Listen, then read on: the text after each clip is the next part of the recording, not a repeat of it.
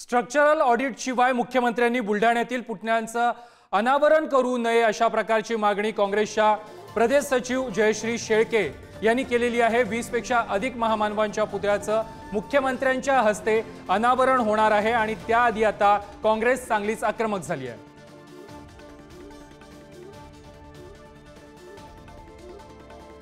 माननीय मुख्यमंत्र्यांना निवेदन मी केलेलं आहे की आपण ज्यावेळी या अनावरणासाठी येणार असाल त्यापूर्वी या सर्व पुतळ्यांचं स्ट्रक्चरल ऑडिट हे झालं पाहिजे आणि बुलढाणेकरांना हे कळालं पाहिजे की हे स्ट्रक्चरल ऑडिट झाल्यानंतर ते प्रसिद्ध सुद्धा झालं पाहिजे। हे स्ट्रक्चरल ऑडिट झाल्याशिवाय या पुतळ्यांचं अनावरण करण्यात येऊ नये, कारण हे सर्व महामानव आमची अस्मिता आहेत आणि भविष्यामध्ये अशी कुठलीही दुर्घटना ही बुलढाणा शहरामध्ये होऊ नये ही बुलढाणावासियांची भावना आहे। पुतळ्यांचं अनावरण होणारच आहे, 100% होणार आहे। मुख्यमंत्री पण येतील, इतर मंत्री पण येतील आणि 20 सप्टेंबरची तारीख ठरलेली आहे।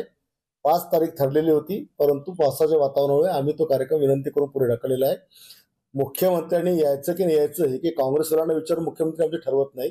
शिवसेनेचा आमदार आहे आणि मी त्यांना बोलल्यानंतर मुख्यमंत्री येणारच आहे आणि 1 महिन्यापूर्वीच मी राज्यपालांना मुख्य सचिवाला पत्र दिले या सगळ्या कामाचं ऑडिट करा।